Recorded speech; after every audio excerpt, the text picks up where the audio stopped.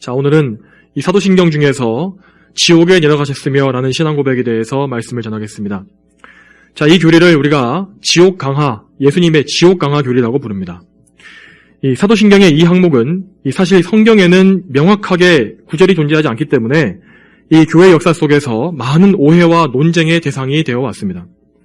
특히 우리나라 교회는 이 아주 오래전부터, 교회 초기부터 이 사도신경에서 예수님께서 지옥에 내려가셨다라는 이 부분을 빼버렸습니다. 자, 원래 맨 처음에는 우리 장로교단에서는 이 처음 선교사분들이 들어왔을 당시에 원문 그대로의 사도신경을 사용했었습니다. 그런데 나중에 이 교단 간의 통합을 추구하면서 감리교와 함께 합동 찬송가를 발견하게 되었는데, 이때에 감리교에서 빼놓은 수정해놓은 사도신경을 받아들이게 되었고, 이 부분을 빼게 된 것입니다. 이것은 교리적 엄밀성을 중시하지 않는 다소 약화시키는 그런 감리교의 성향 때문에 그런 것이 드러난 것이고, 또한 교파 간의 통일성을 추구한다는 명목으로 무분별하게 이 교회 내에서 통합을 추구하는 일들이 이 교회에 어떠한 해를 끼치는지를 잘 보여주는 예라고 할 수 있습니다. 아무튼 이러한 잘못된 결정 때문에 오늘날 대다수의 한국교회 신자들은 사도신경에 이런 내용이 있다는 사실 자체를 모르고 있습니다. 그런데 찬송가나 성경의 맨 앞에 나온 사도신경을 보게 되면은 영어 원문에는 버젓이 예수님의 지옥 강화에 대한 말씀이 다 들어있는데도 불구하고 한글 번역에는 그것이 빠져있는 이런 어이없는 상황이 벌써 100년 넘게 이어지고 있습니다. 그러나 우리나라를 제외한, 한국을 제외한 전 세계의 대부분의 주류 교회들은 약간의 예외를 제외하고 2000년 교회 역사 속에서 계속해서 이 교리를 고백해왔다는 것을 우리는 알아야 합니다. 무엇보다도 이 개신교회의 역사를 시작한 종교개혁자들이 이 신앙 고백을 사도신경에서 제외하지 않았다는 사실이 정말로 중요합니다. 이 종교개혁 당시에는 사도신경의 이 부분이 로마 카톨릭에 의해서 왜곡되고 악용되어서 예수님께서 이것이 연옥에 내려가셨다는 라는 의미로 왜곡되어 있었기 때문에 이 종교개혁자들은 이 교리를 삭제할 만한 그런 핑계도 충분했던 상황이었습니다. 그러나 그들은 이 신앙 고백이 우리의 구원의 필수적인 요소를 담고 있다고 판단했고, 사도신경의 원문은 그대로 유지한 채로 그 해석만을 올바르게 개혁했습니다.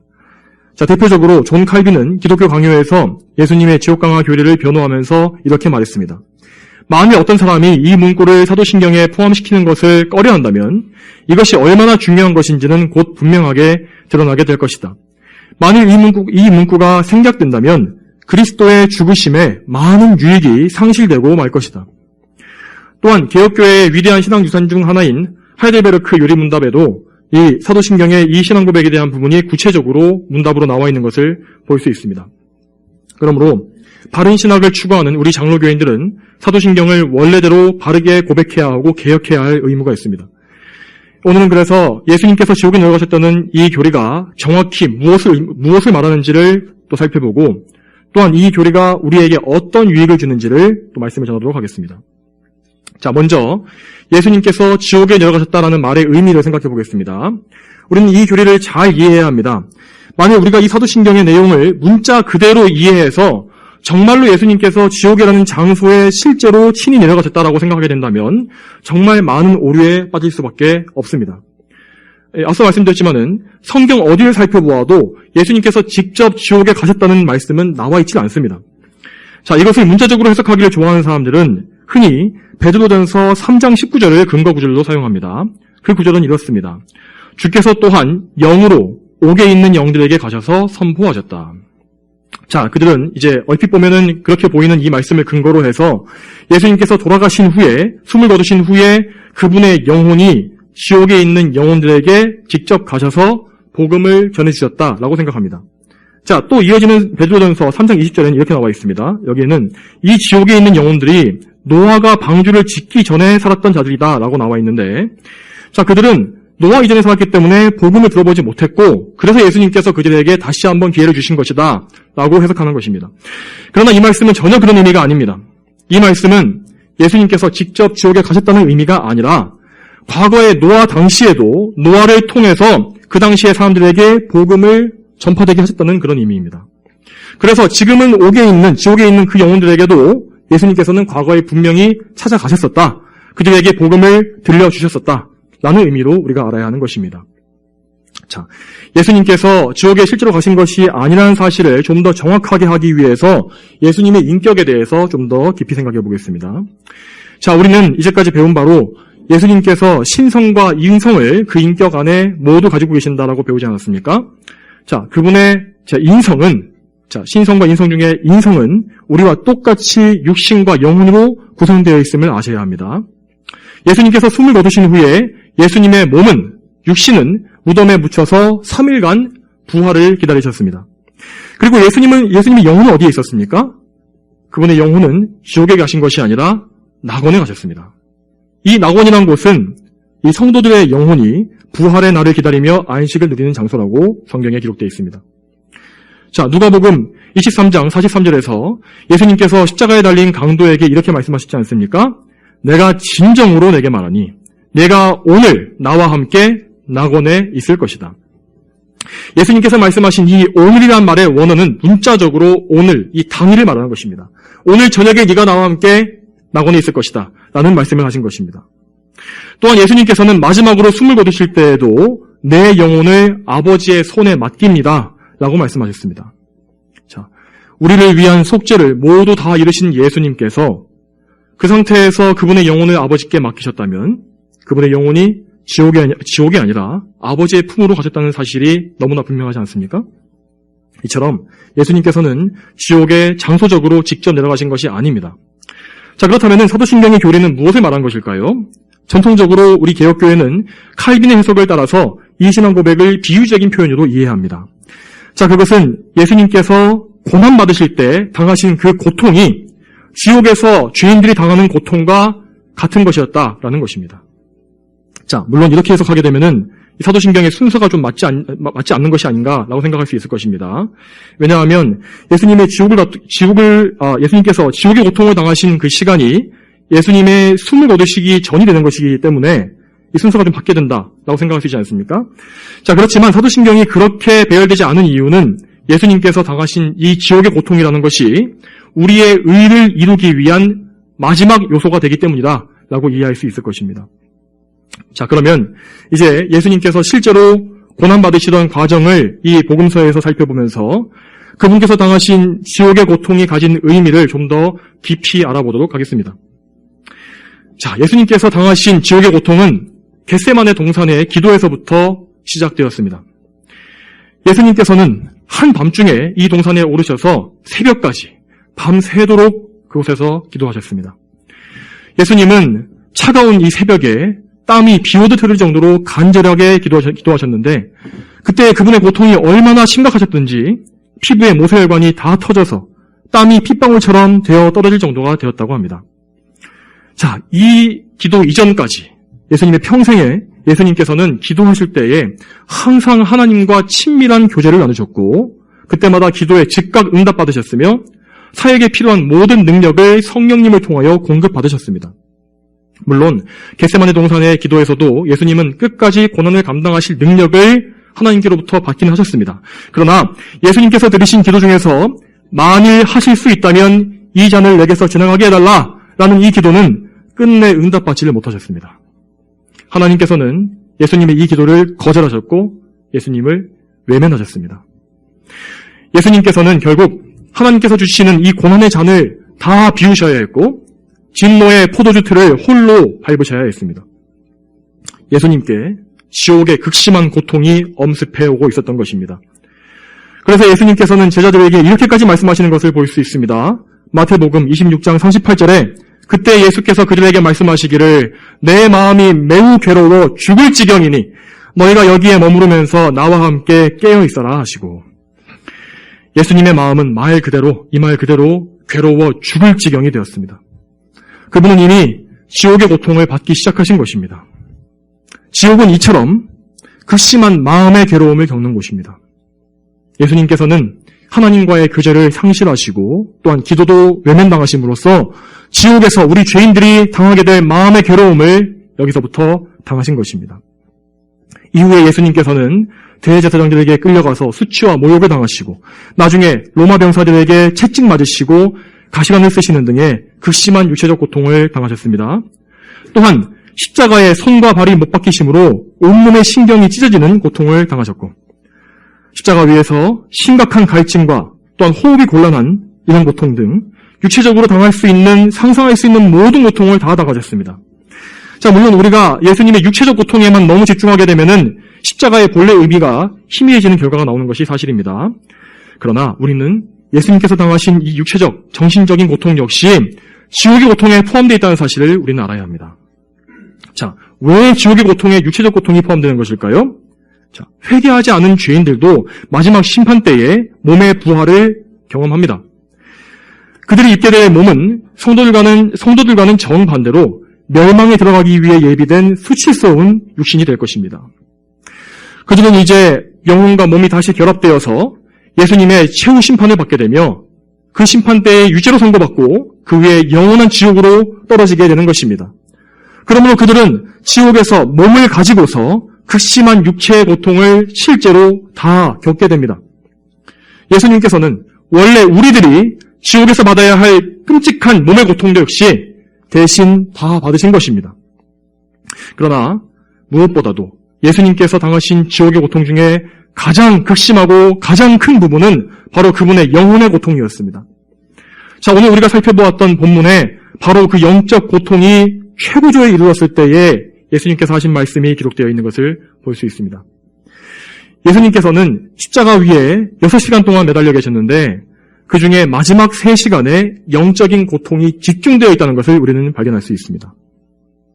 물론 겟세마네에서부터 영적 고통은 이미 시작됐지만 마지막 3시간 동안 예수님은 우리 영혼이 지옥에서 받아야 했을 그 지옥의 형벌을 집중적으로 다 받으신 것입니다. 그 마지막 3시간이 시작되었던 정오가 되자 갑자기 온 사방에 어두움이 엄습했습니다. 가장 햇빛이 밝게 빛나는 한낮에 해가 빛을 잃어버리고 온 땅에 어두움이 깔려버린 것입니다. 이것은 예수님 위에 하나님의 진노가 임했음을 보여주는 것입니다. 또한 예수님 위에 지옥의 어두움이 임했다는 것을 우리에게 보여주는 것입니다. 지옥은 빛이 없이 캄캄한 곳입니다. 그곳에는 이 땅을 비추는 햇빛이나 달빛 같은 그런 광명체가 없고 무엇보다 하나님께서 비추어 주시는 은혜의 빛이 완벽하게 차단된 곳입니다. 예수님께서는 그 캄캄한 어둠 가운데에서 지옥에서 우리 죄인들이 당해야 할 영적인 고통을 몸소 다 겪으신 것입니다. 이제 오늘 본문의 46절을 보겠습니다. 오후 3시쯤에 예수께서 큰 소리로 부르짖으시며 엘리 엘리 라마 사박다니 라고 말씀하셨으니 이 말씀은 나의 하나님 어찌하여 나를 버리셨습니까? 라는 뜻이다. 예수님께서 하신 이 말씀은 실제로 그분의 인성이 하나님께로부터 끊어지셨다는 것을 의미합니다. 예수님의 인격 안에 이 하나님으로서의 신성은 삼위일체 안에서 성부 하나님과 영원 전부터 하나이시기 때문에 하나님과 끊어질 수가 없는 것입니다. 그러나 이 순간에 예수님의 인격을 구성하고 있는 이 인성은 하나님께로부터 버림받으시고 외면당하셨으며 완전히 끊어지신 것입니다. 그 두려운 3시간 동안 예수님은 분명히 땅 위에 계셨습니다. 그렇지만 지옥에 실제로 내려가신 것과 똑같은 고통과 두려움을 겪으신 것입니다. 여러분, 지옥은 정말로 무서운 곳입니다. 자, 그런데 그곳을 무서운 장소로 만드는 가장 큰 이유가 무엇이겠습니까? 그곳이 바닥이 없는 무저갱이기 때문에 그렇습니까? 혹은 그곳에 꺼지지 않는 뜨거운 유황불이 타고 있기 때문에 무서운 것이 되는 것입니까? 아니면 그곳에 캄캄한 어두움이 가득하기 때문에 그런 것입니까? 자, 물론 이 모든 것이 무섭습니다. 그렇지만 지옥에서 가장 두려운 것은 그곳에 하나님의 선하신 은혜가 전혀 없다는 사실입니다. 이 땅에서는 최악의 죄인이라고 해도 하나님께서 주시는 온갖 좋은 것들을 누릴 수가 있습니다. 자, 부자와 나사로의 비유에 나오는 부자가 이 세상에서 어떻게 살았습니까? 그는 이 세상에서 좋은 것들을 다 받아 누렸다고 합니다. 그런데 지옥에 떨어진 이후에 그에게는 오로지 고통만이 계속됩니다. 왜 그렇습니까? 그곳에는, 이 지옥에는 하나님의 사랑과 은혜가 없기 때문입니다. 그렇다고 해서 이 지옥에 하나님께서 계시지 않은 것이 아닙니다. 하나님께서는 이곳에 오직 진노와 심판, 두려운 심판자요, 공의를 집행하시는 분으로서 지옥에 계십니다. 그곳에 사랑의 하나님은 계시지 않습니다. 지옥에 떨어진 자들은 하나님의 은혜에서 완전히 끊어지고 그리고 그분께 오로지 진노와 저주와 심판만을 영원히 받게 됩니다. 그들의 죄악이 끊임없이 그들을 짓누르고 다시는 구원받을 기회가 없으며 복을 받을 수가 없습니다. 지옥이라는 장소 자체보다도 그곳에서 당하게 되는 비참한 처지가 이 지옥에서 가장 끔찍하고 두려운 일인 것입니다. 예수님께서 십자가 위에서 보내신 마지막 3시간이 바로 이런 지옥의 고통이 집약된 시간이었다는 것입니다. 예수님은 지옥에 떨어진 죄인과 똑같이 비참한 처지가 되셨습니다. 이 땅에 계신 동안에 항상 죄가 없이 하나님과 친밀한 교제를 누리셨던 그분의 인성이 이제는 하나님께로부터 사정없이 저주와 형벌을 받게 되신 것입니다. 예수님께서는 육체적인 모든 끔찍한 고통보다 하나님께로부터 끊어져 버린 이 영적 고통이 훨씬 더 고통스러우셨습니다. 그 모진 채찍과 못박힘을 다 당하실 때에도 한 번도 비명을 지르지 않으신 이분께서, 예수님께서 지금 영혼의 고통을 극심하게 당하실 때에는 큰 소리로 외치는 것을 보시기 바랍니다. 예수님의 영혼은 정말로 지옥의 고통을 받으신 것입니다. 자, 이 말씀을 하신 후에 예수님께서는 내가 목마르다 라고 말씀하셨습니다. 이 말씀은 요한복음 19장 28절에 기록되어 있습니다. 이 말씀 후에 예수께서 모든 것이 이미 이루어졌음을 아시고 성경이 이루어지게 하시려고 말씀하시기를 내가 목마르다 라고 하셨다. 자, 그 말씀을 들은 사람들은 예수님께서 육체적인 목마름, 그런 갈증을 말씀하신다고 생각하고서 그분께 신포도주를 올려드렸습니다. 물론 예수님께서는 피와 땀을 무척 많이 흘리셨기 때문에 정말 혀가 2000장이 붙을 정도의 갈증을 실제로 느끼고 계셨습니다. 그러나 그분이 당하신 가장 고통스러운 갈증은 바로 영적인 갈증이었습니다. 하나님 아버지와의 교제를 상실하고 영혼이 완전히 메말라서 당하시는 불타는 갈증을, 이 영적인 갈증을 그분은 호소하신 것입니다. 시편 말씀에 예수님의 영적 갈증을 예언한 말씀이 이렇게 나와 있습니다. 시편 119편 82절에 이렇게 기록되어 있습니다. 내 눈이 주님의 말씀을 갈망하여 피곤하면서 나는 말하기를 주께서 언제나 나를 위로해 주실까 말합니다. 내가 연기 속의 가죽 부대와 같이 되었으나 내가 주님의 규례들을 잊지 아니하였습니다. 예수님께서는 이 말씀처럼 하나님께로부터 위로받기를 바라셨지만 위로받지 못하셨습니다. 그래서 그분은 마치 연기 속에서 말라 비틀어진 가죽부대처럼 메마르고 고통스러운 상태가 되셔야 했던 것입니다. 자, 그럼에도 불구하고 예수님은 하나님의 규례들을 잊지 아니하셨다고 말씀하십니다. 예수님은 십자가 위에서 그분의 고난에 대해서 아직 이루어지지 않은 구약의 예언들을 하나하나 살피셨습니다. 그래서 예수님께서는 시편에 예언된 말씀을 떠올리셨고 그분의 영적 목마름을 거기에 담아서 내가 목마르다 라고 말씀하신 것입니다. 또 이 말씀 이후에 예수님은 다 이루었다라고 말씀하셨고 또 이어서 아버지시여 내 영을 아버지의 손에 맡깁니다 라고 말씀하신 후 숨을 거두셨습니다. 여러분, 예수님께서는 분명 다 이루었다고 말씀하셨습니다. 그분은 하나님께로부터 받으신 진노의 포도주잔을 남김없이 다 비우셨습니다. 우리가 다 받았어야 할 영적인 영원한 지옥의 고통을 예수님께서 모두 대신 다 받으신 것입니다. 그러므로 예수님을 진정으로 믿어서 죄 씻음 받아서 그분의 새 계명에 순종하는 모든 참된 성도들은 더 이상 지옥의 형벌을 두려워할 필요가 없는 것입니다. 예수님의 공로 덕분에 성도들은 결코 둘째 사망의 해를 받지 않습니다. 우리는 마귀와 함께 지옥을 상속받을 자들이 아니라 예수 그리스도와 함께 천국의 유업을 상속받을 하나님의 자녀가 되었습니다.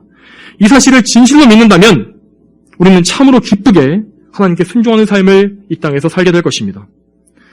성도 여러분, 이처럼 예수님께서는 우리를 대신하여 지옥의 고통을 당하심으로 우리에게 천국의 유업을 나누어 주셨습니다. 그러면 예수님께서 지옥의 고통을 당하신 것이 이 세상에 사는 동안에 우리에게는 어떤 유익을 주겠습니까? 자, 하이델베르크 요리문답은 여기에 대해서 이렇게 말합니다. 내가 극심한 시련과 시험 가운데서도 내 주 예수 그리스도께서 나를 지옥의 고통과 괴로움에서 구원하셨음을 확신하고 거기에서 풍성한 위로를 얻기 위함입니다. 그리스도께서는 이 땅에 사시는 내내 특히 십자가 위에서 말도 못할 괴로움과 아픔과 두려움과 지옥 같은 고통을 친히 겪으심으로 나의 구원을 이루셨습니다. 성도 여러분, 예수님께서 우리를 위하여 지옥의 고통을 당하셨기 때문에 우리는 이 세상의 어떠한 환난과 시험도 이길 수가 있는 것입니다. 반대로 우리와 달리 세상 사람들은 그들을 위해 죽어주신 구속자가 안 계시기 때문에 이 세상의 극심한 고통들을 이겨낼 힘이 없습니다. 혹 이 세상에서 정말 소수의 사람들이 불굴의 의지를 가지고 시련을 이겨내고 나서 영웅이라고 칭송받기도 합니다. 그렇지만 그 영웅들도 결국에는 죽음이라는 마지막 시련을 이기지 못하고 지옥의 멸망에 빠지고 맙니다. 그러나 우리 성도들은 예수님께서 계시기 때문에 그 어떤 것에도 해를 입지 않습니다. 우리를 해치는 대적들과 마귀의 시험도 궁극적으로 우리에게는 다 선한 것으로 돌아옵니다. 우리 주 예수님께서 십자가 위에서 우리가 당할 모든 악한 일들과 죽음에서 그 독극물을 빼어내셨기 때문입니다. 예수님께서 지옥의 고통을 다 담당하시고 죽으셨기 때문에 사망이 우리를 향해서 쏘아대는 무서운 불화살도 이제는 우리 성도들에게는 힘을 쓸 수가 없습니다. 이 사실을 기억하고 또한 믿는다면 우리가 이 세상에서 두려워할 것이 과연 무엇이 있겠습니까? 이제까지 수많은 믿음의 선조들, 특히 순교자들이 예수님의 십자가 고난을 바라보면서 이 세상을 실제로 이겼습니다. 그들은 예수님께서 고난받으시기 전에 우리에게 말씀하신 승리의 선언을 문자 그대로 믿었던 것입니다. 그 선언이 무엇입니까? 요한복음 16장 33절에 내가 너희에게 이것들을 말하는 것은 너희가 내 안에서 평안을 갖게 하려는 것이다. 너희가 세상에서 환난을 당하나 용기를 내어라. 내가 세상을 이겼다. 예수님께서는 세상을 이기셨고 마귀를 이기셨으며 사망과 지옥의 권세를 이기셨기 때문에 우리는 이 세상에서 아무것도 두려워할 것이 없습니다. 우리는 몸을 죽여도 영혼을 죽일 수 없는 이 세상 권세를 두려워하지 말고 오직 영혼과 몸을 지옥에 함께 멸망시키실 수 있는 하나님만을 두려워해야 하는 것입니다. 그러므로 성도 여러분, 여러분이 이 세상에서 당하는 모든 환난과 고통 가운데, 모든 고생 가운데 언제라도 예수님의 이 고난을 생각하시고 그분의 십자가를 바라보시기를 바랍니다. 그분께서 우리를 위해 지옥에 내려가셨다는 이 귀중한 교리를 여러분의 마음판에 철필로 깊이 새기십시오. 고린도후서 4장 17절에 이렇게 나와 있습니다. 우리가 잠시 받는 가벼운 환난은 비교할 수 없을 정도로 영원하고 무게 있는 영광을 우리에게 이루어준다. 우리 주 예수님께서 우리의 모든 어려움과 고통을 알고 계시며 또한 우리가 받는 환난을 통해서 영원한 영광을 이루어줄 줄로 여러분 믿으시기 바랍니다. 자, 이제 마지막으로 예수님께서 십자가에서 보여주신 믿음의 모범을 우리가 따라야 한다는 사실을 말씀드림으로써 설교를 맺겠습니다. 예수님께서는 지옥의 고통을 당하시는 중에 정말로 하나님께 버림받으셨음을 실제로 느끼셨습니다. 그러나 예수님은 그러한 절망감과 좌절 속에서도 하나님의 선하심을 변치 않고 믿고 의지하셨습니다. 여러분, 엘리 라마 사박다니가 무슨 뜻이라고 했습니까? 나의 하나님, 나의 하나님, 어찌 나를 버리셨습니까? 이것이 아닙니까? 예수님은 지옥의 고통을 가장 극심하게 당하시던 그때조차 하나님을 나의 하나님이라고 부르셨습니다. 그분은 끝까지 하나님을 나의 하나님으로, 내가 의지할 그분으로 믿고 의지하신 것입니다. 예수님의 마음에는 마지막까지도 어떤 불경건한 원망이나 하나님께 대한 미움이 드러나지 않았습니다. 우리의 모든 더러운 죄를 다 떠내시긴 했지만 그분 자신은 끝까지 죄를 짓지 아니하신 것입니다. 사랑하는 성도 여러분, 우리 역시 예수님을 닮아가고 이 믿음 역시 닮아야 하지 않겠습니까? 그런데 우리는 조금만 어렵고 힘들어도 하나님을 원망하고 불평불만을 품지 않습니까? 혹은 우리가 원망하는 마음을 억지로 참아내더라도 믿음이 떨어지거나 낙심되는 것은 어찌할 수 없는 것이 우리의 마음의 한계가 아닙니까? 그러나 우리와 다르게 죄 없는 참 사람이신 예수님은 하나님 백성 전체, 우리 전체의 고통을 대신 담당하시는 그 와중에도 하나님을 신뢰하시고 그분의 도움을 변치 않고 갈망하셨습니다. 히브리서 5장 7절에 이렇게 나와 있습니다. 그분 육체에 계실 때에 자신을 죽음에서 구원하실 수 있는 분께 심한 통곡과 눈물로 기도와 소원을 올리셨고 그 경외하심 때문에 응답을 받으셨다. 여러분, 예수님은 정말로 하나님께 버림을 받으셨습니다. 그렇지만 우리는 절대로 하나님께 버림받을 일이 없습니다. 한 번 구원받은 성도는 절대 버림받지 아니하며 영원히 하나님의 사랑이 그들에게서 떠나지 않습니다. 우리는 하나님의 자녀입니다. 여러분, 십자가 위에서 실제로 버림받으신 예수님께서도 심한 통곡과 눈물로 기도하기를 힘쓰셨다면 우리는 어떠해야 하겠습니까? 우리에게 주시는 모든 어려움은 그저 하나님께 더욱 기도로 매달리게 하시기 위한 것임을, 그래서 우리에게 주시는 그런 연단의 기회임을 반드시 믿으시기를 바랍니다. 성도 여러분, 그러므로 지금 삶 속에서 어려움과 환난을 당하시더라도 용기를 내십시오. 우리 주 예수님께서, 여러분을 위해서 지옥의 고통을 다 감내하신 예수님께서 여러분과 영원히 함께 하십니다. 다 함께 기도하시겠습니다. 거룩하신 아버지 하나님, 오늘도 사도신경의 이 신앙 고백을 통하여 또한 하나님의 말씀을 통하여서 우리가 정말 어떻게 지옥의 고통에서 또 자유를 얻었으며 어떻게 이 죄와 사망에서 노임받았는지를 또 배우게 하시니 감사합니다. 하나님 아버지, 참으로 우리 주 예수님께서 십자가 위에서 지옥의 고통을 대신 다 당하심으로 우리를 놓아주셨습니다. 우리를 자유를 얻게 해주셨습니다. 주님, 이 사실을 우리가 기억하게 하시고 우리가 이 세상에서 괴롭고 또 환난을 당할 때 정말 이것이 지옥이 아닐까라는 그런 극심한 고통 가운데서도 변치 않는 믿음으로 우리 주 예수님을 바라볼 수 있도록 도와주시옵소서. 예수님께서 우리를 대신하여 모든 고통을 다 당하셨기 때문에 우리는 결코 어떤 환난 속에서도 망하지 아니하며 하나님을 끝까지 붙잡고 이길 수 있을 줄을 믿습니다. 이 사실을 믿는 우리 모두가 될 수 있도록 앞으로도 평생의 자유와 함께하여 주시옵소서. 감사드리며 예수님의 이름으로 기도 올렸습니다. 아멘.